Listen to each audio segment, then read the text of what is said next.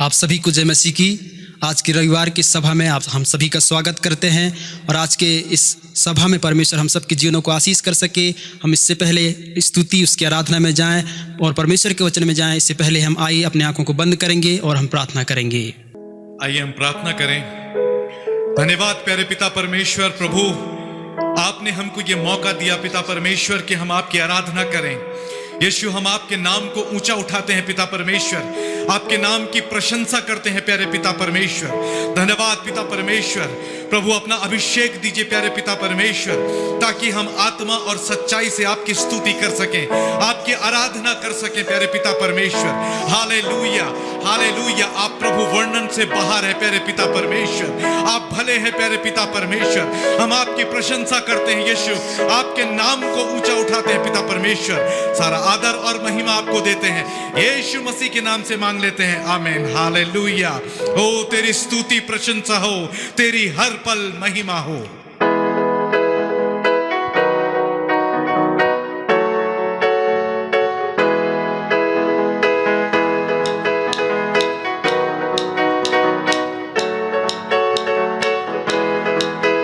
तेरी स्तुति प्रशंसा हो, तेरी हर पल महिमा हो। तेरी स्तुति प्रशंसा हो, तेरी हर पल महिमा हो। तू अवर्णित है, तू सुंदर है, मेरा पहला पहला प्यार है। तू अवर्णित है, तू सुंदर है, मेरा पहला पहला प्यार है। तेरी स्तुति प्रशंसा हो, तेरी हर पल महिमा हो। तेरी स्तुति प्रशंसा हो, तेरी हर पल महिमा हो।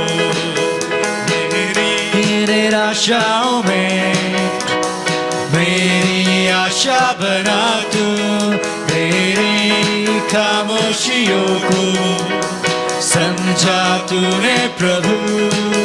मेरी आशाओं में मेरी आशा बना तू, मेरी खामोशियों को समझा तूने प्रभु। तू अवर्णित है, तू सुंदर है, मेरा पहला पहला प्यार है। तू अवर्णित है, तू सुंदर है, मेरा पहला पहला प्यार है। तेरी स्तुति प्रशंसा हो, तेरी हर पल महिमा हो। तेरी स्तुति प्रशंसा हो, तेरी हर पल महिमा हो। दिल की गहराइयों में बसता तू ही प्रभु, तेरी इच्छाओं को मैं पूरा करता चलूं। दिल की गहराइयों में बसता तू ही यीशु, तेरी इच्छाओं को मैं पूरा करता चलूं। तू अवर्णित है, तू सुंदर है, मेरा पहला पहला प्यार है। तू अवर्णित है, तू सुंदर है, मेरा पहला पहला प्यार है। तेरी स्तुति प्रशंसा हो, तेरी हर पल महिमा हो। तेरी स्तुति प्रशंसा हो, तेरी हर पल महिमा हो। हालेलुया। वो दिल की गहराइयों में, वो प्रभु यीशु, हम दिल की गहराइयों से तेरी स्तुति करते हैं, तेरी आराधना करते हैं। दिल की गहराइयों में बसता तू ही प्रभु, तेरी इच्छाओं को मैं पूरा करता चलूं।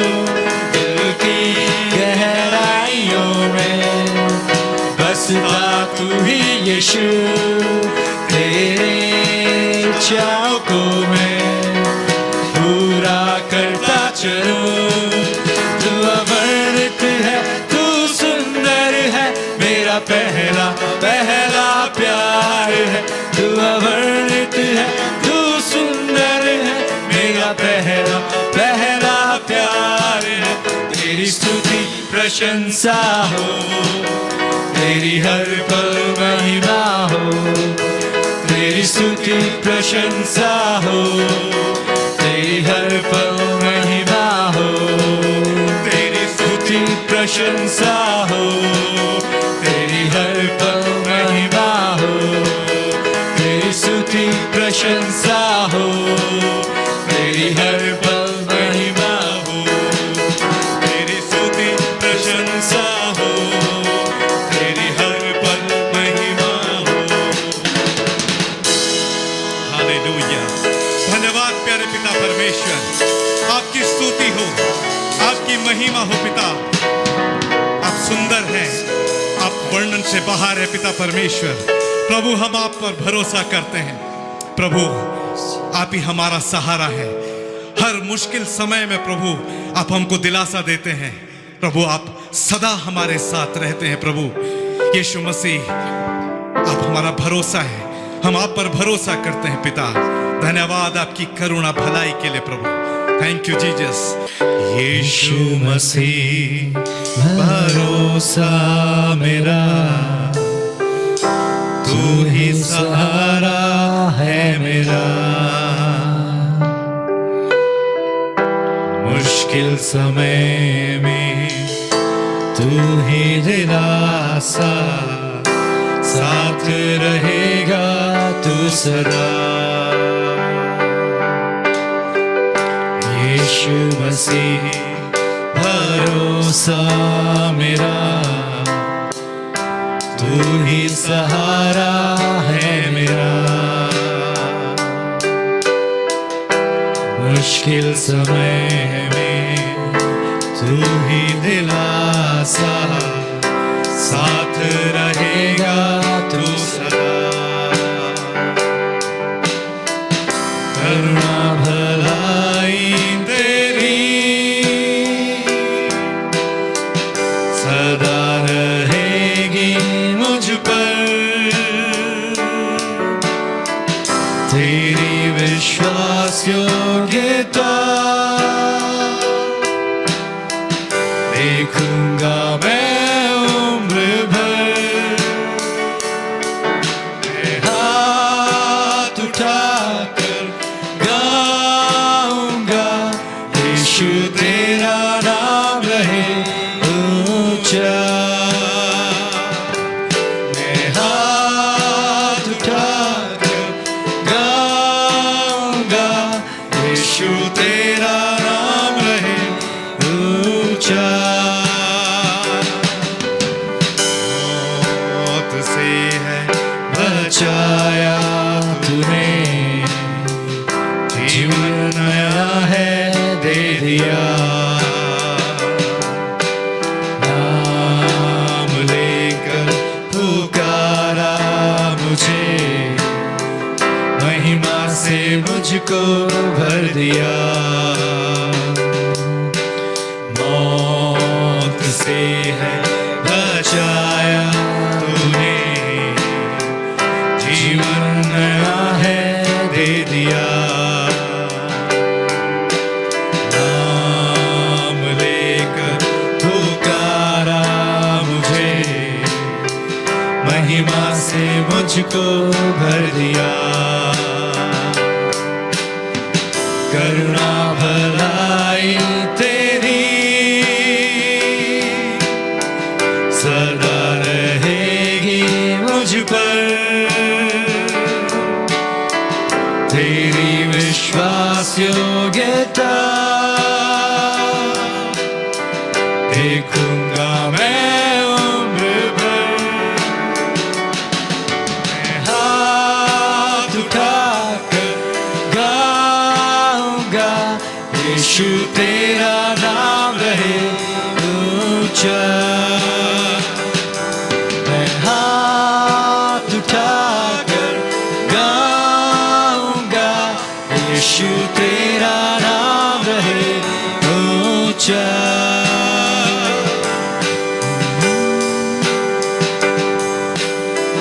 आदर और महिमा हो तेरी, तू ही हमारा खुदा। पूरी हो तेरी ही मर्जी, आए तेरा राज यहाँ, आदर और महिमा हो तेरी, तू ही हमारा खुदा, पूरी हो तेरी ही मर्जी, आए तेरा राज यहाँ। हम हाथ उठाकर गाएंगे, यीशु तेरा नाम रहे ऊंचा। हम हाथ उठाकर गाएंगे, यीशु तेरा नाम रहे ऊंचा। हम हाथ उठाकर गाएंगे, यीशु तेरा नाम रहे ऊंचा। ओ प्रभु यीशु, हम हाथों को उठाकर पिता परमेश्वर आपकी स्तुति करते हैं, आपकी आराधना करते हैं प्यारे पिता परमेश्वर, क्योंकि आप भले हैं प्यारे पिता परमेश्वर, आपकी करुणा हमारे ऊपर है पिता परमेश्वर, आपकी दया के लिए हम आपका धन्यवाद करते हैं प्यारे पिता यीशु परमेश्वर। तेरा नाम रहे हालेलुया। ऊंचा। हाथ उठाकर गाएंगे, यीशु तेरा नाम रहे ऊंचा। हम हाथ उठाकर गाएंगे, यीशु तेरा नाम रहे ऊंचा। हालेलुया। धन्यवाद हो प्यारे पिता परमेश्वर, आपका नाम ऊंचा हो प्यारे पिता परमेश्वर। आपकी करुणा के लिए धन्यवाद, आपकी दया के लिए धन्यवाद प्रभु। हम आप पर भरोसा करते हैं प्यारे पिता परमेश्वर। Thank you Jesus. आप विश्वास योग्य हैं प्यारे पिता परमेश्वर, आप विश्वास योग्य हैं प्रभु। धन्यवाद प्यारे पिता परमेश्वर। Thank you Jesus. सारा आदर और महिमा आपको देते हैं, यीशु मसीह के नाम से मांग लेते हैं, आमीन।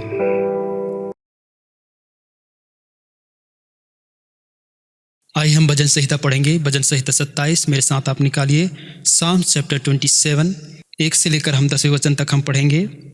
हे यहोवा परमेश्वर मेरी ज्योति और मेरा उद्धार है, मैं किससे डरूं? यहोवा मेरे जीवन का दृढ़ गढ़ ठहरा है, मैं किसका भय खाऊं? जब कुकर्मियों ने जो मुझे सताते और मुझी से बैर रखते थे, मुझे खा डालने के लिए मुझ पर चढ़ाई की, तब वे ही ठोकर खाकर गिर पड़े। चाहे सेना भी मेरे विरुद्ध छावनी डाले तो भी मैं न डरूंगा। चाहे मेरे विरुद्ध लड़ाई ठन जाए, उस दशा में भी मैं हियाव बांधे निश्चिंत रहूंगा। एक बार मैंने यहोवा से मांगा है, उसी के यत्न में लगा रहूंगा कि जीवन भर यहोवा के भवन में रहने पाऊं, जिससे यहोवा की मनोहरता पर दृष्टि लगाए रहूं और उसके मंदिर में ध्यान किया करूं। क्योंकि वह तो मुझे विपत्ति के दिन में अपने मंडप में छिपा रखेगा,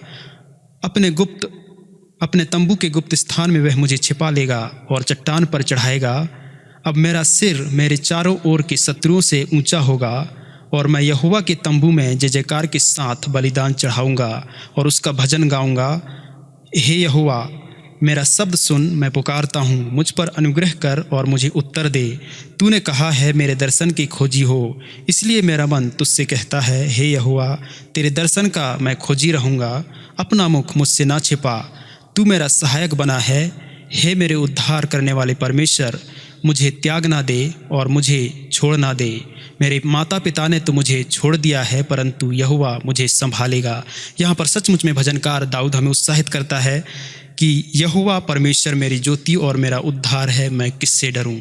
यहोवा मेरे जीवन का दृढ़ गढ़ है, मैं किसका भय खाऊं? सचमुच में प्रिय, यहाँ पर जब पूरा संसार यहाँ पर डरा हुआ है, लेकिन यहाँ पर परमेश्वर का वचन हमें उत्साहित करता है कि यहोवा परमेश्वर मेरी ज्योति है, मैं किसका भय खाऊं? सचमुच में इस वचन के द्वारा हम उत्साहित हो सकते हैं। अपने जीवन को हम अपने आप को उत्साहित कर सकते हैं कि परमेश्वर यहोवा मेरी ज्योति और मेरा दृढ़ गढ़ है, मैं किसका भय खाऊं करके। यहाँ पर और 5वें वचन में इस प्रकार से लिखा है, क्योंकि वह तो मुझे विपत्ति के दिन में अपने मंडप में छिपा रखेगा, अपने तंबू के गुप्त स्थान में वह मुझे छिपा लेगा और चट्टान पर चढ़ाएगा। सचमुच में यहाँ पर परमेश्वर के वचन हमें उत्साहित करता है और परमेश्वर के वचन कहता है कि वह विपत्ति के दिन में हमें संभालेगा। हमें किसी चीज़ से डरने की आवश्यकता नहीं, किसी बात से हमें भय खाने की आवश्यकता नहीं है, क्योंकि परमेश्वर हमारे साथ है, परमेश्वर हमारा ज्योति है, परमेश्वर हमारा बल है और हमारा दृढ़गढ़ है। इसलिए परमेश्वर के वचन से हमें यही उत्साहित करता है कि हम परमेश्वर हमारा ज्योति है, परमेश्वर हमारा उद्धार है। प्रभु इस वचन के द्वारा हम सबको आशीष दे। आइए हम एक गीत होगा, उसके दौरान हम अपने भेंटों को परमेश्वर को हम दे सकें। आइए इससे पहले हम प्रार्थना करेंगे। प्रभु आपका धन्यवाद करते हैं इस सुंदर समय के लिए प्रभु, जब पिता परमेश्वर ये प्रभु आपके देने का समय है पिता परमेश्वर, जब आपके जनों ने पिता परमेश्वर आपके राज्य के लिए परमेश्वर अपने भेंटों को परमेश्वर आपके सम्मुख लेकर आते हैं परमेश्वर, होने पाए कि परमेश्वर के देने वाले हाथ प्रभु आशीष होने पाए पिता परमेश्वर। एक और बार पिता परमेश्वर हम आपके हाथों में रखते हैं पिता परमेश्वर, एक देने वालों को प्रभु आप पिता परमेश्वर अपने भंडार से पिता परमेश्वर उन्हें दीजिए पिता परमेश्वर, ताकि आपके राज्य के लिए परमेश्वर और भी ज़्यादा प्रभु जी वो देने वाले हो सकें। और प्रभु जी हर एक पिता परमेश्वर भेंट पिता परमेश्वर प्रभु जी, हर एक दसवांश पिता परमेश्वर प्रभु आपके राज्य के लिए पिता परमेश्वर इस्तेमाल होने वाले हो सके। प्रभु आपका धन्यवाद करते हैं, सारा आदर और महिमा आपको देते हैं प्रभु यीशु के नाम से इस प्रार्थना को मांगते हैं, आमीन।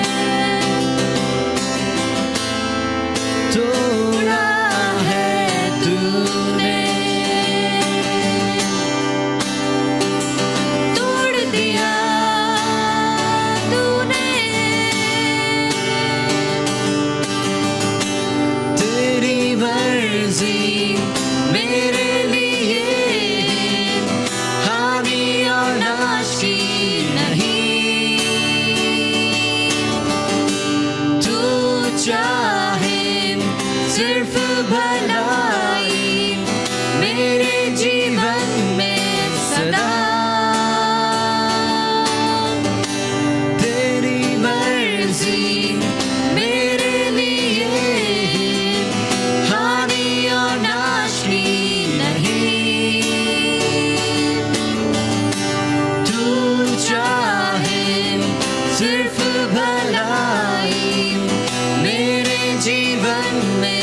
सदा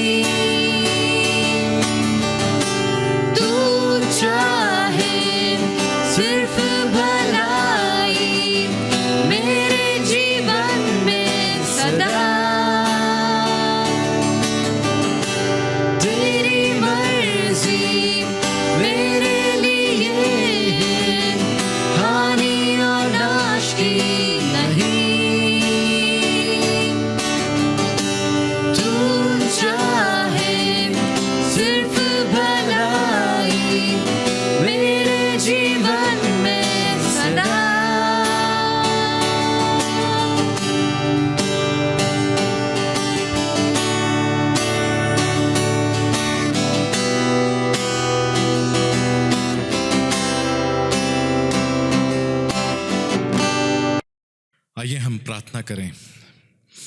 धन्यवाद प्यारे पिता परमेश्वर, इस समय के लिए प्रभु हम आपका धन्यवाद करते हैं प्यारे पिता परमेश्वर। प्रभु जी, इस समय जो आपका वचन पढ़ा जाता है, बोला जाता है प्यारे पिता परमेश्वर, प्रभु आपके अनुग्रह को मांगते हैं प्यारे पिता परमेश्वर। आज आप अपने वचन से जो हमसे बात करना चाहते हैं प्रभु, आप हमसे बात करिए प्यारे पिता परमेश्वर। आप जो चाहते हैं प्रभु हम पर प्रकट करें प्यारे पिता परमेश्वर। धन्यवाद प्रभु, आपकी उपस्थिति को चाहते हैं प्यारे पिता परमेश्वर। हर एक चीज़ को प्यारे पिता परमेश्वर, पवित्र आत्मा जी आप अपने कंट्रोल में ले लीजिए प्यारे पिता। पवित्र आत्मा जी हमसे बात करिए प्रभु यीशु, अपने वचन के द्वारा हमसे बात करिए। सारा आदर और महिमा आपको देते हैं, यीशु मसीह के नाम से मांगते हैं, आमीन। Hallelujah, praise the Lord. जो लोग यहाँ उपस्थित हैं और हमको देख रहे हैं, मैं आप सभी का स्वागत करता हूँ और वेलकम कहता हूँ। आप सभी का बहुत बहुत स्वागत है। वचन आरंभ करने से पहले मैं एक प्रश्न आपसे पूछना चाहता हूँ कि आजकल एक आंदोलन बहुत चर्चा में है। क्या आप उस आंदोलन के बारे में जानते हैं? जाहिर है जानते होंगे, किसान आंदोलन। सभी लोग टीवी देखते हैं, न्यूज़ पढ़ते हैं और सभी इस बात को जानते हैं कि आजकल किसान आंदोलन में कौन कौन सी घटनाएं हो रही हैं, क्या क्या घटित हो रहा है, क्या क्या घटनाएं हैं, क्या क्या दुर्घटनाएं हैं। आप सभी को इस बारे में आप अपडेट हैं, आप सब जानते हैं इस बारे में। तो खैर, आज हम इस आंदोलन के राजनीतिक कारणों के ऊपर हम बातचीत नहीं करेंगे। हम बात करेंगे किसान का जो मुख्य कार्य है उस पर अपना फोकस रखेंगे, उस कार्य के ऊपर अपना ध्यान केंद्रित करेंगे। तो किसान का जो मुख्य कार्य है वो क्या है कि किसान बीज बोता है और जब फसल आती है तो उसमें फल लगते हैं और उसके बाद जब फसल पक जाती है तो वो उसको काटता है और बाजार में जाता है, उसको बेचता है और बेचने के बाद जो उसको पैसा मिलता है वो उसकी मेहनत का फल है। तो हम इन चार चीज़ों को वचन के आधार पर देखेंगे। पहला है बीज, और दूसरा है वो फल, तीसरा है कटनी या काटना, और चौथा है प्रतिफल। इन चार बातों को हम वचन के द्वारा देखेंगे। हम वचन से अभी निकालेंगे मत्ती 13 अध्याय उसकी 3री आयत से 9वीं आयत तक। और उसने उनसे दृष्टांतों में बहुत सी बातें कहीं। एक बोने वाला बीज बोने निकला। बोते समय कुछ बीज मार्ग के किनारे गिरे और पक्षियों ने आकर उन्हें चुग लिया।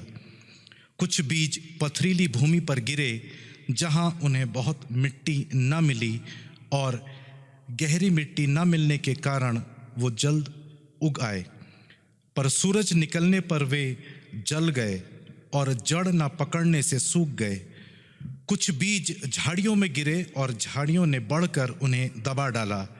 पर कुछ बीज अच्छी भूमि पर गिरे और फल लाए, कोई 100 गुना, कोई 60 गुना, कोई 30 गुना। जिसके कान हो वो सुन ले। इस बीज बोने वाले दृष्टांत को आप सभी जानते हैं। बीज क्या है? बीज वचन है। और बोने वाला कौन है? बोने वाला परम पिता परमेश्वर है, जिसने ये बीज बोए हैं। और अब ये डिपेंड करता है कि ये भूमि कैसी है। और भूमि है, वो खेत है, आप और हम, जिसमें वो बीज बोया जाता है। और वो भूमि कैसी है? जो वचन कहता है कि कुछ बीज मार्ग के किनारे गिरे, जिसको पक्षियों ने चुग लिया।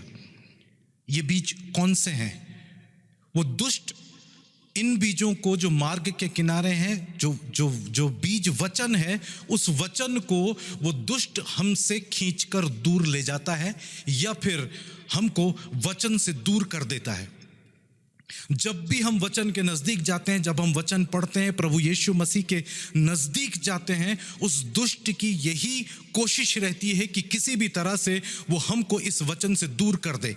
चाहे वो क्षणिक आनंद हो, चाहे वो सांसारिक आनंद हो, या फिर जीवन की और चिंताएं हों, वो उन पे हमको इतना घेर देता है और हमको वचन से दूर ले जाता है, ताकि वो वचन हमारे जीवन में जड़ ना पकड़े और वचन कार्य ना करने पाए। तो दुष्ट ये चाहता है। और दूसरा बीज वो है जो पथरीली भूमि पर गिरे और गहरी मिट्टी न मिलने के कारण जल्दी उग आए। ये उन लोगों के बारे में कहा जाता है जो वचन को सुनते तो हैं, चाहे वो चर्च में आकर इस वचन को सुने, वो सुनते हैं और बहुत जल्दी उस वचन को एक्सेप्ट कर लेते हैं और उस वचन से आनंदित हो जाते हैं। जब पास्टर साहब यहाँ पर वचन बोलते हैं, वो एक यही कहते हैं कि पास्टर जी आपने बहुत अच्छा बोला और ये बिल्कुल बहुत अच्छा है। लेकिन जैसे ही वो चर्च से बाहर निकलते हैं या आराधनालय से बाहर जाते हैं, तो वो दोबारा से उन सांसारिक चीज़ों में इतना उलझ जाते हैं, वो वचन खो जाता है, वचन हट जाता है, और इसी तमाम चीज़ों के द्वारा वो प्रभु यीशु मसीह से दूर हो जाते हैं। वो जल्दी एक्सेप्ट करते हैं, लेकिन उतनी ही जल्दी प्रभु से दूर भी हो जाते हैं, क्योंकि वचन जो है वो जड़ नहीं पकड़ पाता है। और कुछ बीज, वचन कहता है कि कुछ बीज वो झाड़ियों में गिरे और झाड़ियों ने बढ़कर उनको दबा डाला। और वो झाड़ियाँ क्या हैं? वो झाड़ियाँ वो चिंताएं हैं, वो परेशानियां हैं। संसार की तमाम अपने जीवन से घिरी हुई परेशानियों को दिखाता है, ताकि जो इंसान उस तमाम चिंताओं में घिरा रहता है, परेशानियों में घिरा रहता है और वचन से दूर रहता है, और वो चिंताएं जो हैं वचन को दबा देती हैं, और इंसान जो है उन चिंताओं में घिर कर वचन से दूर होता चला जाता है और वो फलवंत नहीं होता है। और कुछ बीज जो है वो अच्छी भूमि पर गिरते हैं। हालेलुया। और वचन कहता है कि जो बीज अच्छी भूमि पर गिरते हैं, यानी कि जो उन वचन को सुनता है, उन वचन को ग्रहण करता है और उन वचनों को थामे रहता है और उन वचन को थाम कर वचनों पर चलता है, वो फल लेकर आता है। हालेलुया। और वचन कहता है कि वो बीज जो अच्छी भूमि पर गिरे वो फल लाए, कोई 100 गुना, कोई 60 गुना, कोई 30 गुना फल लेकर आए। धन्यवाद। तो इस दृष्टांत को हम सभी जानते हैं, बीज बोने वाले इस दृष्टांत को हम जानते हैं। और यहाँ पर बीज जो है वो वचन है और बोने वाला जो है वो परम पिता परमेश्वर प्रभु यीशु है। लेकिन मैं आपको एक चीज आपको बताना चाहता हूं कि वचन हमसे भी कुछ बोने के लिए कहता है। आपको पता है कि वचन हमसे क्या बोने के लिए कहता है? वचन हमसे धर्म के बीज बोने के लिए कहता है। धर्म के बीज। हम आइए इसको हम वचन से देखते हैं कि वचन हमसे किस तरह के धर्म के बीज बोने के लिए कहता है। इसको हम देखेंगे नीति वचन 11 और उसकी 18वीं आयत में। दुष्ट मिथ्या कमाई कमाता है, परंतु जो धर्म का बीज बोता है उसको निश्चय फल मिलता है। परंतु जो धर्म का बीज बोता है उसको निश्चय फल मिलता है। जो धर्म का बीज बोता है यानी कि धर्म के बीज को बोया जाता है। और धर्म का बीज, जिसको यहां पर धर्म का बीज कहा जा रहा है, वो धर्म का बीज वो क्या है? क्या वो धर्म का बीज मजहब है? वो मजहब नहीं है। मजहब से यहां पर उसका अर्थ नहीं है, बल्कि उसका मतलब है धार्मिकता से, राइचसनेस। वो धार्मिकता के बीजों को कैसे बोया जा सकता है और वो धार्मिकता के बीज क्या हैं, हम इसके ऊपर अपना फोकस रखेंगे कि वो बीज क्या हैं, वो बीज कौन कौन से हैं। और ये समय भी होगा आंकलन करने का कि क्या हम वास्तव में उस धार्मिकता के बीजों को बो रहे हैं। तो एक नज़र हम जरा उस धार्मिकता के बीजों के ऊपर डालते हैं। धार्मिकता का बीज जो है वो वचन है। वचन का बीज, एक वचन का बीज जिसके बारे में हमने देखा, जो वो उस अच्छी भूमि पर गिरा और वो 100 गुना फल लेकर आया। वचन, जब हम चर्च में आते हैं, चर्च में जब पास्टर उस वचन को बोलते हैं, तो वो वचन हमारे जीवन में सिर्फ उसी समय तक के लिए रहता है, या फिर हमारी निजी जिंदगी में उस वचन का कुछ महत्व है, या हम अपनी निजी जिंदगी में भी उस वचन के बीज को बोते हैं। उस वचन के बीज को हमें बोना चाहिए क्योंकि वो धार्मिकता का बीज है। हालेलुया, धन्यवाद। और उस बीज का हमारे जीवन में महत्व है। प्रार्थना का बीज, प्रभु यीशु प्रार्थना करते थे। प्रभु यीशु मसीह ने प्रार्थना करना सिखाया। प्रभु यीशु मसीह पहाड़ के ऊपर जाकर प्रार्थना करते थे। प्रभु यीशु मसीह सारी रात प्रार्थना करते थे। ये वो धार्मिकता का बीज है जो हमारे जीवन में, हमें अपने जीवन में बोना चाहिए कि क्या हम प्रार्थना का जीवन जीते हैं, इस प्रार्थना के बीज को बोते हैं। हमको प्रार्थना का बीज बोना चाहिए। हम कितनी देर प्रार्थना करते हैं, हम कितनी देर प्रभु से उस प्रार्थना को करते हैं, कितनी देर प्रभु के साथ उस समय को बिताते हैं। ये वो धार्मिकता का बीज है। हम क्या चर्च को बोते हैं? ये एक बीज है, ये धार्मिकता का एक बीज है, चर्च। क्योंकि चर्च एक कलीसिया है। हम चर्च में किस समय पर आते हैं? क्या हम उस पूरी श्रद्धा के साथ चर्च पर आते हैं? क्या हम चर्च में बिल्कुल सही समय पर आते हैं? क्या हम अपने आप को मानसिक रूप से तैयार करके हम चर्च के अंदर आते हैं? क्योंकि चर्च एक कलीसिया है।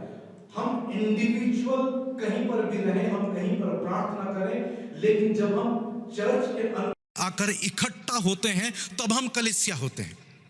और वचन कहता है कि कलीसिया प्रभु यीशु मसीह की दुल्हन है। हालेलुया। आप और हम प्रभु यीशु मसीह की दुल्हन है, क्योंकि हम इस चर्च में हम इकट्ठा होते हैं और हम एक साथ होते हैं और हम कलीसिया होते हैं। हम कलीसिया हैं। हालेलुया। तो क्या हमने धार्मिकता का ये बीज जो चर्च कहलाता है, क्या हमने इस बीज को बोया है? आगे हम देखते हैं स्तुति और आराधना का बीज। स्तुति और आराधना का बीज। परमेश्वर के भजन को प्रभु ने भी गाया, उसके चेलों ने उनके भजनों को गाया। और वचन ये कहता है कि पिता परमेश्वर बहुत अच्छा गाने वालों को ढूंढता है, ऐसा नहीं लिखा गया है। वचन में यह लिखा गया है कि पिता परमेश्वर आत्मा और सच्चाई से भक्ति करने वालों को ढूंढता है।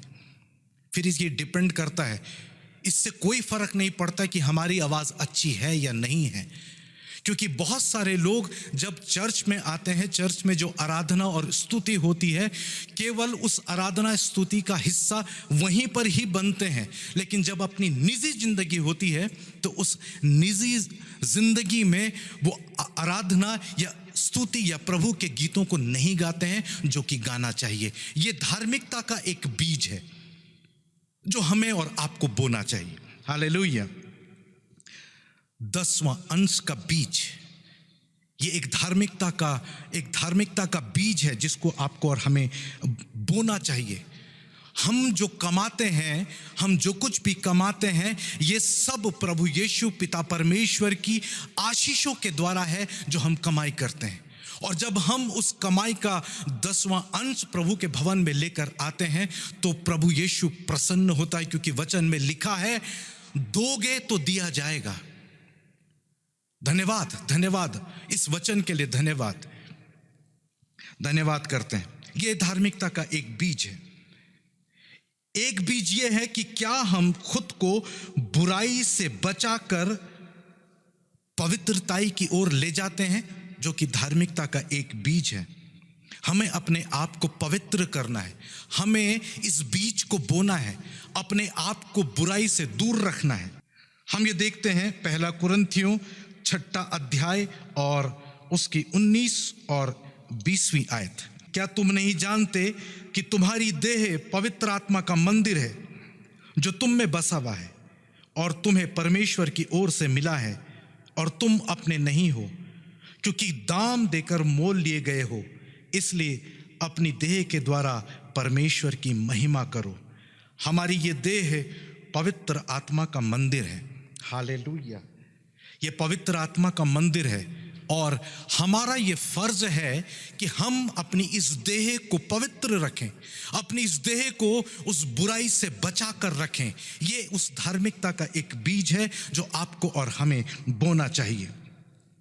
अगला बीज हम देखते हैं कि अपने शरीरों को जीवित और भावता परमेश्वर को चढ़ाकर क्या हमने उस आत्मिक सेवा को बोया है।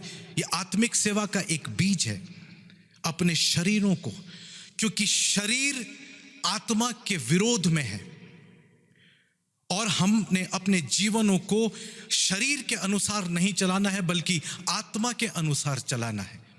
यह हमें अपने आप का आंकलन करना होगा कि क्या हम अपने जीवन को शरीर के आधार पर चलाते हैं कि आत्मा के आधार पर चलाते हैं।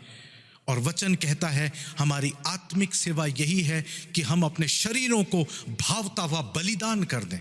हालेलुया, धन्यवाद। अगला हम देखते हैं कि परमेश्वर की आज्ञाओं का पालन करना ये एक बीज है, क्योंकि परमेश्वर कहता है कि जो मुझसे प्रेम करता है वो मेरी आज्ञाओं को मानता है।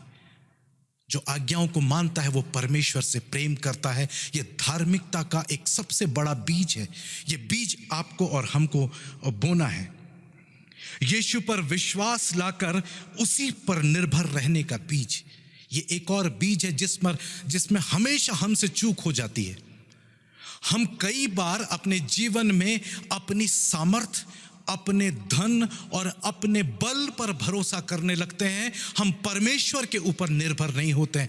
लेकिन धार्मिकता यही है कि हम पूरी रीति से परमेश्वर के ऊपर निर्भर हों। हालेलुया, ये धार्मिकता का बीज है।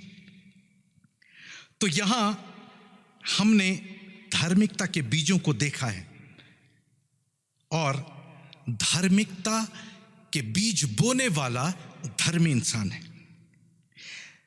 अब एक तरफ धार्मिकता के बीज हैं और अब हम इसके विपरीत कुछ बीजों को देखेंगे। इसके विपरीत भी बीज हैं, क्योंकि हम बात कर रहे हैं उन 4 चीजों की जिसमें पहली चीज है बीज। तो धार्मिकता के विपरीत कौन से बीज हैं उस पर हम अपनी नजर डालते हैं, अपना ध्यान केंद्रित करते हैं। वचन के विरुद्ध पापमय जीवन का बीज, आंखों की अभिलाषा और व्यभिचार का बीज,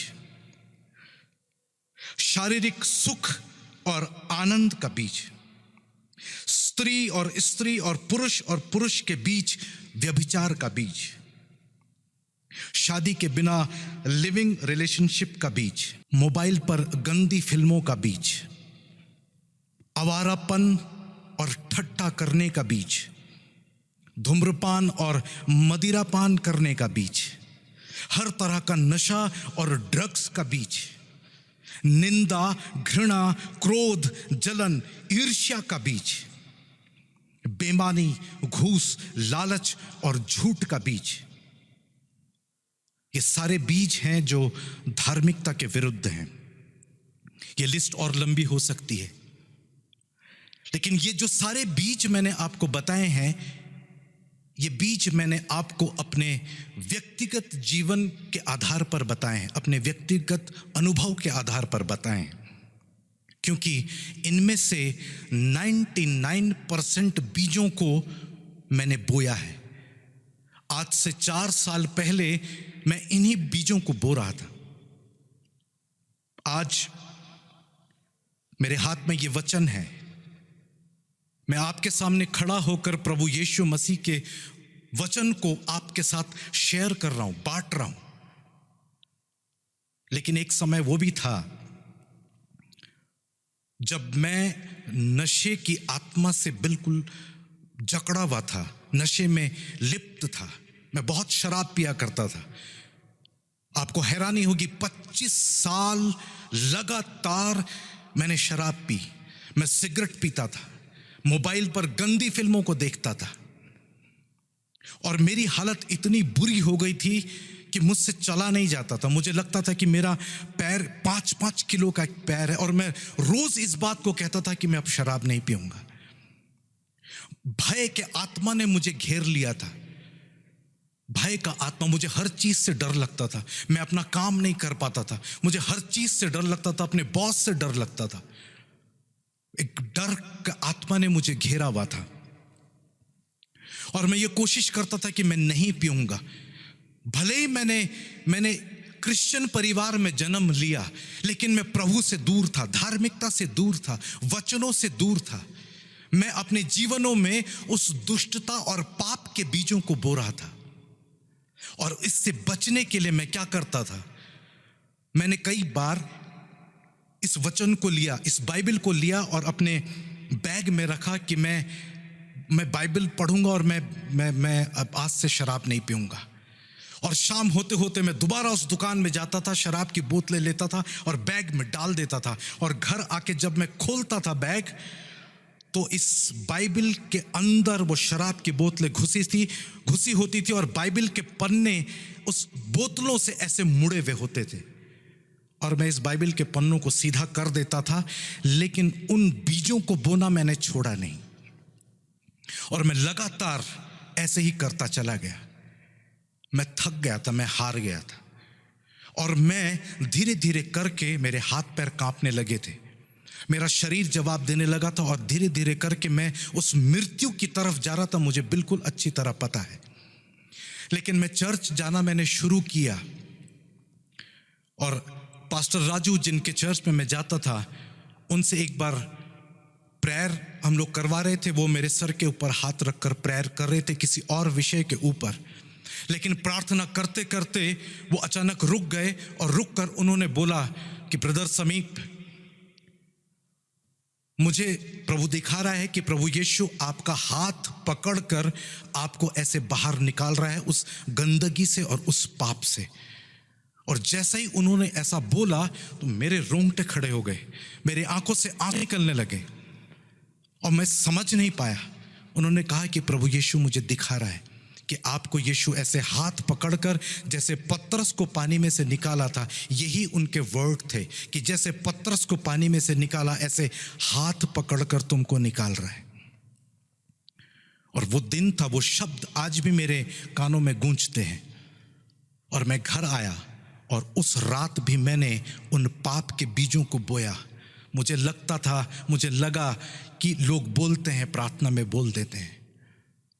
लेकिन उसके ठीक 2 महीने बाद एक और पास्टर से मेरी बातचीत हो रही थी। वो प्रॉफिट हैं, और उन्होंने मुझे बात करना शुरू किया, और उन्होंने मुझसे कहा कि प्रभु यीशु आपसे प्यार करता है। और उन्होंने प्रार्थना करी और मैं इतना रोया, इतना रोया, इतना रोया।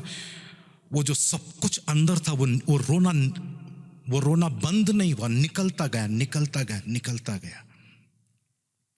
और मैं इसलिए अपने प्रभु यीशु मसीह को मानता हूं कि उन्होंने जो मेरे साथ काम किया वो सिर्फ काम नहीं था, उन्होंने मुझे पहले ये बताया, अपने दास के जरिए उन्होंने मुझे बताया कि देख मैं तुझे बचा रहा हूं, मैं निकाल रहा हूं।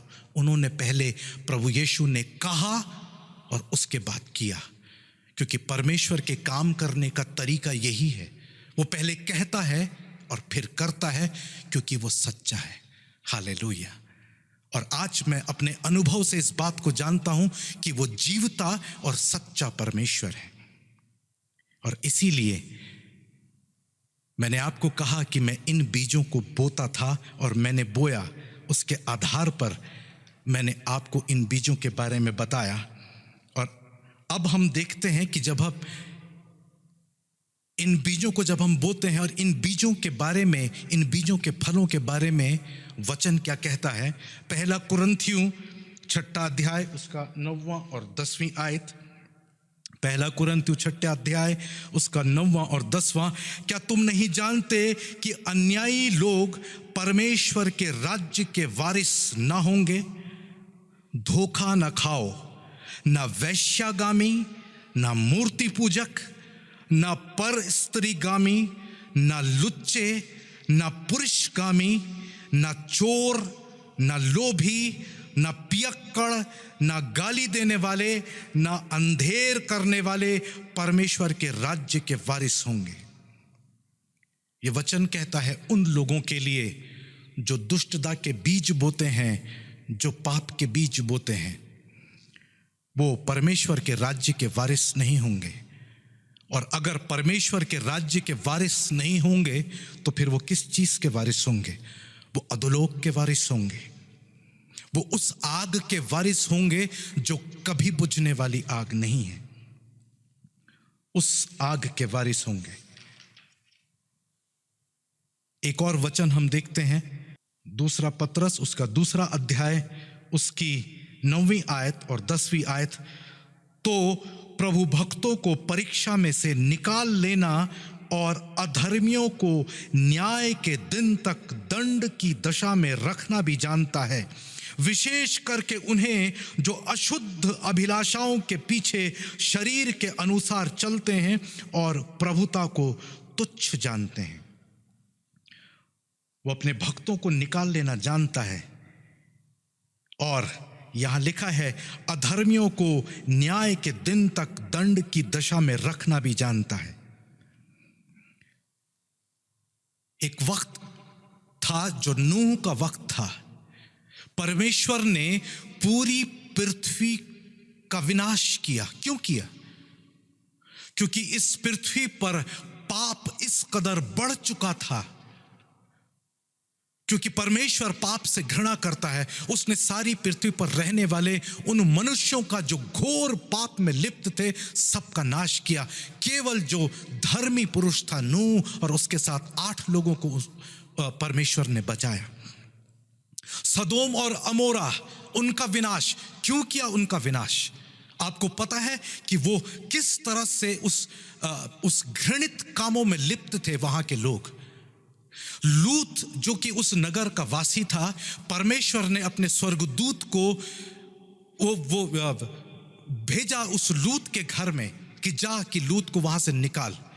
और जब वो स्वर्गदूत लूत के घर में आया तो वहां के पुरुष लूत के घर के बाहर इकट्ठा हो गए और लूत से कहने लगे कि इस स्वर्गदूत को बाहर निकालो।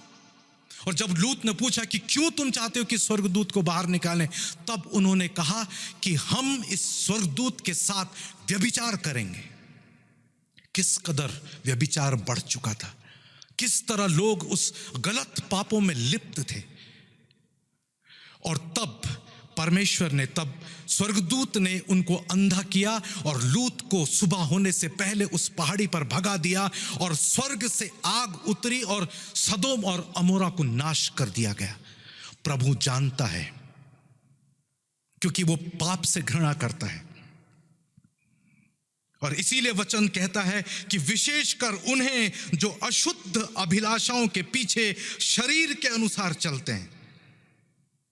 और मैं प्रभु का धन्यवाद करता हूं कि प्रभु ने मुझे उस न्याय के दिन तक दंड की दशा में रखने से मुझे बचा लिया। प्रभु का धन्यवाद हो। ये वो फल है जो विनाश की तरफ हमें ले जाता है।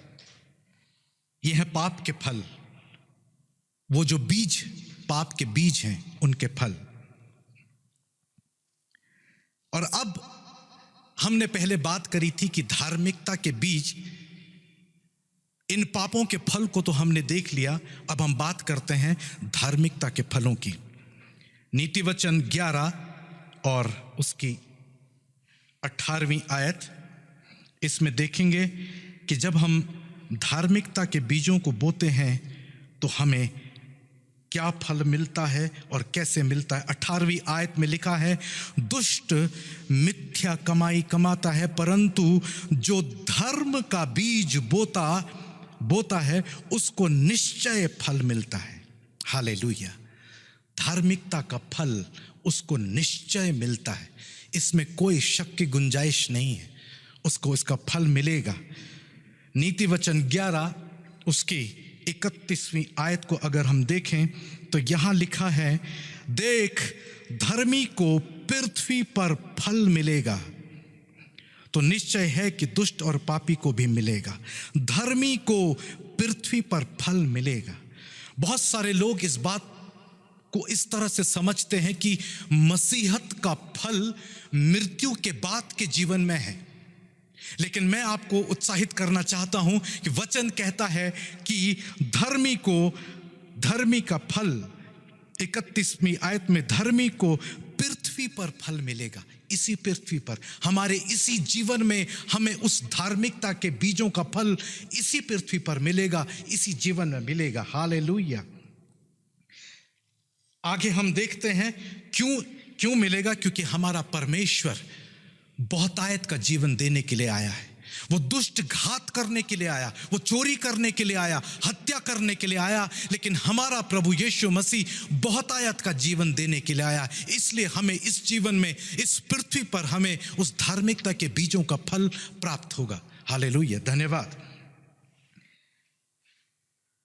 नीति वचन 11 और उसकी 8वीं आयत को हम जब देखते हैं, उसमें लिखा है, धर्मी विपत्ति से छूट जाता है। हालेलुया। धर्मी विपत्ति से छूट जाता है, क्योंकि छुड़ाने वाला वो सामर्थी प्रभु यीशु मसीह है। कोई विपत्ति हम पर नहीं पड़ेगी, जैसा कि भजन संहिता 91 में लिखा हुआ है। हम इसको भी पढ़ेंगे। भजन संहिता 91 उसकी 9वीं, 10वीं और 11वीं आयत में लिखा है कि हे यहोवा, तू मेरा शरण स्थान ठहरा है, तूने जो परम प्रधान को अपना धाम मान लिया है, इसलिए कोई विपत्ति तुझ पर ना पड़ेगी, ना कोई दुख तेरे डेरे के निकट आएगा, क्योंकि वो अपने दूतों को तेरे निमित्त आज्ञा देगा कि जहां कहीं तू जाए वो तेरी रक्षा करें। हालेलुया। क्योंकि जिसने परम प्रधान को अपना धाम मान लिया है, कोई विपत्ति उस पर नहीं पड़ेगी। धन्यवाद। और जब भी मैं इस आयत को पढ़ता हूं कि उसने अपने दूतों को हमारी सहायता के लिए भेजता है, प्रभु के दूत हमारे चारों तरफ हमारी सुरक्षा के लिए खड़े रहते हैं। हालेलुया। वो परमेश्वर कितना भला परमेश्वर है, वो अपने दूतों को अपनी सहायता के लिए हमारे पास भेजता है। हम चारों तरफ से उसके दूतों से घिरे रहते हैं, इसलिए कोई विपत्ति हम पर पड़ नहीं सकती। आप इस बात को जानते हैं कि पूरे विश्व भर में यह महामारी कोरोना वायरस पूरी तरह से फैल गया, और मैं और आप उसके इस वचन की सत्यता के कारण आप और मैं यहां बैठे हुए हैं। हालेलुया। आपको पता होगा कि पूरे विश्व में इस कोरोना वायरस से 2,62,04,000 और आगे और भी गिनती है। वो आगे की गिनती मैं इसलिए नहीं बोल रहा हूं क्योंकि वो लगातार बढ़ रही है।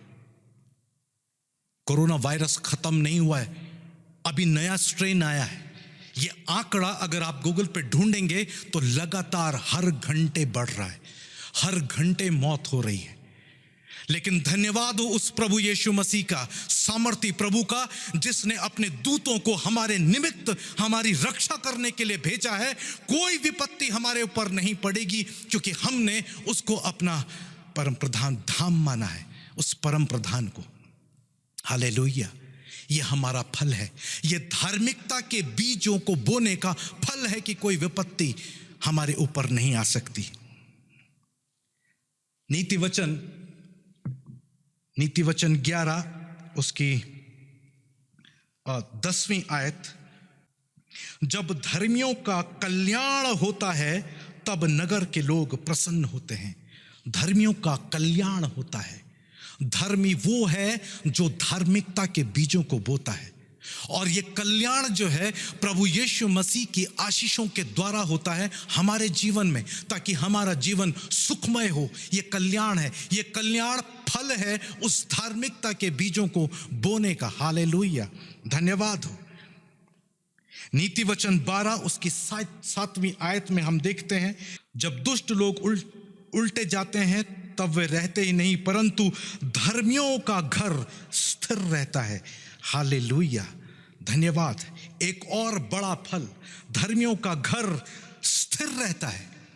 आज हर घर में झगड़े हैं, पति पत्नी के बीच झगड़ा है, माँ बाप और बच्चों के बीच झगड़ा है, सास और बहू के बीच झगड़ा है, देवरानी जेठानियों के बीच झगड़ा है, ऑफिस में काम करने वाले और बॉस के बीच झगड़ा है, चारों तरफ झगड़ा है, जिससे घर टूट रहा है। इन झगड़ों के कारण घर बिखर रहा है, टूट रहा है।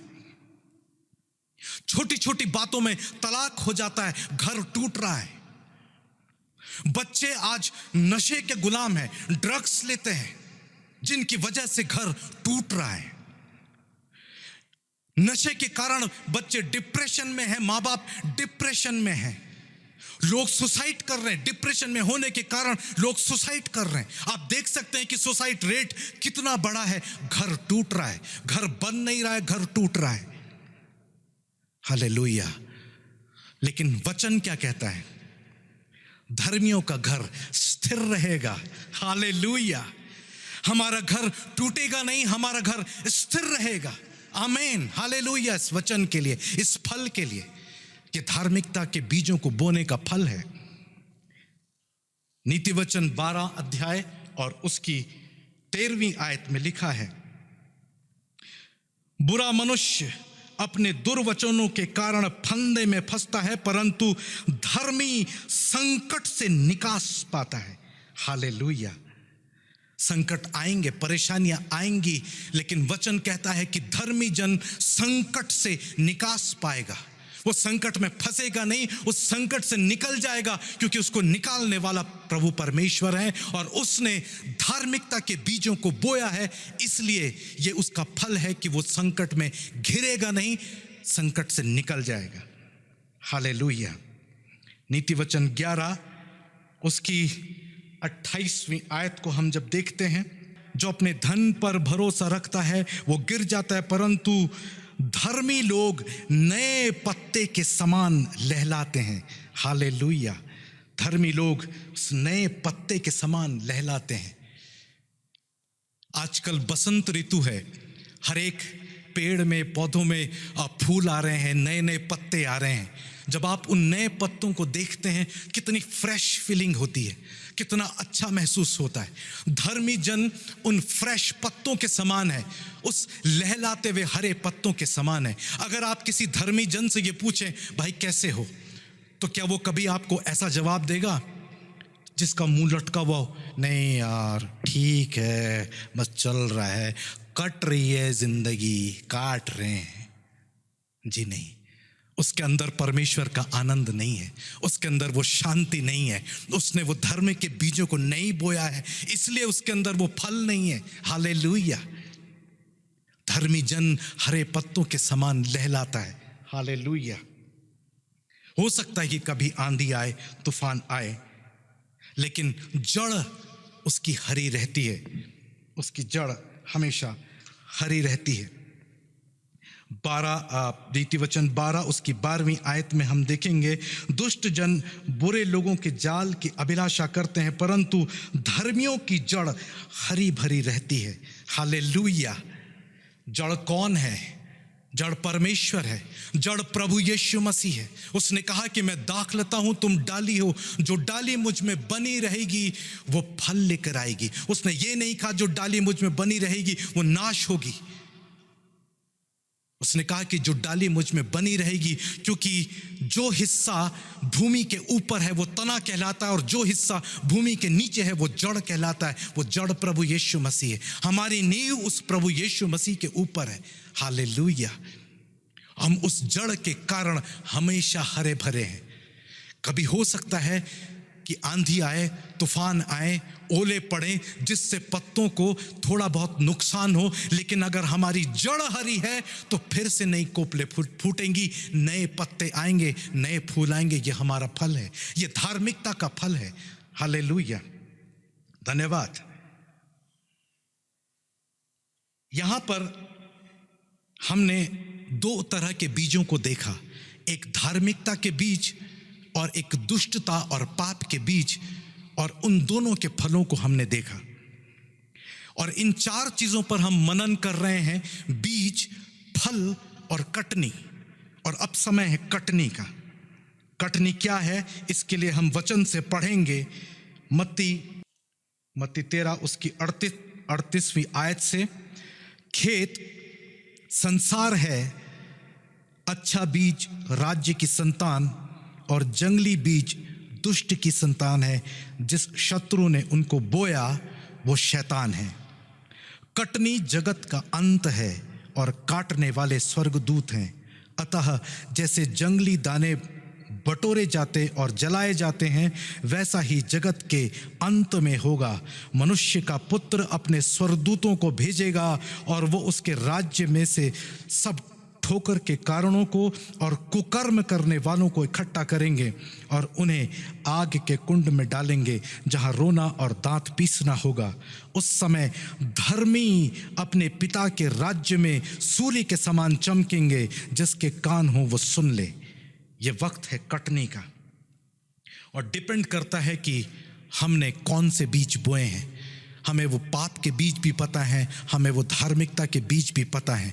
ये कटनी का समय है, ये कटनी का समय है। और ये अवसर है आपके लिए, मेरे लिए ये अवसर है, क्योंकि अवसर बहुमूल्य है। ये अवसर प्रभु ने हमको दिया है। आप और हम हर एक महामारी से बचे हैं, बीमारियों से बचे हैं, यहां आकर बैठे हैं, स्वस्थ हैं, तो ये हमारे लिए अवसर है। इस अवसर को हम एक बार देखेंगे। इफिसियों की पुस्तक उसका 5वां अध्याय उसकी 16वीं आयत। अवसर को बहुमूल्य समझो क्योंकि दिन बुरे हैं। वचन कहता है कि दिन बुरे हैं, और आपके लिए, मेरे लिए ये अवसर है, ये बहुमूल्य है। क्योंकि ये अवसर, ये समय अगर चला गया, फिर आपके और हमारे लिए ये समय नहीं रहेगा कि हम अपने मन को फिराएं और धार्मिकता के बीजों को बोएं, उन पाप के बीजों को बोना छोड़ दें। ये सच में बहुमूल्य समय है, ये अवसर बहुमूल्य है, क्योंकि वचन कहता है कि दिन बुरे हैं। 3 चीजों को हमने देख लिया, बीज, फल और कटनी। और अब समय है प्रतिफल का। फल और प्रतिफल में अंतर है। फल वो होता है कि हम जो भी काम करते हैं उसी के आधार पर हमको उसका रिजल्ट मिलता है, उतना ही फल मिलता है। जितना काम किया गया उतना ही फल मिलता है। अगर हमने एग्जाम की तैयारी में, अगर हमने 50% के लायक हमने तैयारी करी है, तो हमारे एग्जाम में भी 50% मार्क्स आएंगे। ये नहीं हो सकता कि अगर हमने 50% के लायक तैयारी करी हो, हमारी 98% मार्क्स आ रहे हैं, ऐसा नहीं हो सकता। लेकिन प्रतिफल प्रभु यीशु मसीह के द्वारा होता है। प्रतिफल दुगना, तिगुना, चौगुना, और प्रतिफल बहुमूल्य होता है, जिसका मूल्य आंका नहीं जा सकता। आइए हम इस प्रतिफल को भी देखते हैं। नीति वचन 11 उसकी 30वीं आयत, वचन क्या कहता है 30वीं आयत में? धर्मी का प्रतिफल जीवन का वृक्ष होता है। हालेलुया। 31वीं आयत में लिखा है धर्मी को पृथ्वी पर फल मिलेगा। यहां फल लिखा है, लेकिन 31वीं आयत में लिखा है धर्मी का प्रतिफल जीवन का वृक्ष होता है। प्रतिफल मैंने आपको बताया कि प्रतिफल दुगना, चौगुना, पांचगुना और बहुमूल्य होता है। प्रतिफल ज्यादा होता है, प्रतिफल बड़ा होता है। और अब हम इसको देखते हैं, जीवन का वृक्ष। ये जीवन का वृक्ष कैसे प्राप्त हो सकता है और ये जीवन का वृक्ष कहां प्राप्त हो सकता है? हम वचन से खोलेंगे प्रकाशित वाक्य, उसका 2 अध्याय, उसकी 2 आयत से मैं आपके लिए पढ़ूंगा। 2 आयत से, मैं तेरे काम और तेरे परिश्रम और तेरे धीरज को जानता हूं। ये काम कौन से हैं? ये काम वो धार्मिकता के बीज जो बोए गए वो काम है। ये परिश्रम कौन है? ये तमाम तरह के धार्मिकता के बीजों को करने के लिए जो आपने परिश्रम किया है, ये वो परिश्रम है। और प्रभु यीशु स्वयं इस बात को कहता है कि मैं तेरे काम और तेरे परिश्रम और तेरे धीरज को जानता हूं, और यह भी कि तू बुरे लोगों को देख नहीं सकता, और जो अपने आप को प्रेरित कहते हैं और हैं नहीं, उन्हें तूने परख कर झूठा पाया। तू धीरज धरता है और मेरे नाम के लिए दुख उठाते उठाते थका नहीं। पर मुझे तेरे विरुद्ध कहना है। यहां पर परमेश्वर उन कामों के बारे में चर्चा कर रहा है कि मैंने तेरे काम देखे हैं, तेरे परिश्रम को देखा है। यहां पर प्रभु कहता है कि तू मेरे नाम के खातिर जो दुख तूने उठाया है वो भी मैंने देखा है, लेकिन मुझे तेरे विरुद्ध कुछ कहना है। प्रियो, ये सारे काम करते हुए भी कुछ है जो रह जाता है, कुछ है जो छूट जाता है। वो क्या है जो छूट जाता है? वो हम आगे देखते हैं कि मुझे तेरे विरुद्ध कुछ कहना है कि तूने अपना पहला सा प्रेम छोड़ दिया है। ये बात बिल्कुल सच है कि कई बार हम अपने धार्मिकता या धर्म के कामों को केवल इसलिए करते हैं क्योंकि हमको आशीष चाहिए, क्योंकि हमको चंगाई चाहिए। हमारा सारा उद्देश्य उस चंगाई को पाने और उस आशीष को पाने के लिए रहता, हमारा फोकस वो रहता है, और इसमें हमारा प्रेम परमेश्वर के साथ वो पीछे छूट जाता है। परमेश्वर के साथ हमारा वो प्रेम कहीं खो जाता है। और इसलिए परमेश्वर कहता है, मैं तेरे सारे कामों को जानता हूं, मैं तेरे परिश्रम को जानता हूं, तूने जो दुख उठाया उसको जानता हूं, लेकिन फिर भी मुझे तेरे विरुद्ध कुछ कहना है कि तूने अपना पहला सा प्रेम खो दिया है। लेकिन दोस्तों, वो बहुत महान है, वो हमको आगाह करता है। और अगर हम परमेश्वर से प्रेम करते हैं तो वो हमको क्या कहता है? इसकी 7वीं आयत में हम देखते हैं कि जिसके कान हो वो सुन ले कि आत्मा कलीसिया से क्या कहता है। जो जय पाए मैं उसे उस जीवन के पेड़ में से जो परमेश्वर के स्वर्ग लोक में है फल खाने को दूंगा। हालेलुया। ये जीवन का वृक्ष जो है वो कहाँ है? परमेश्वर के स्वर्ग लोक में।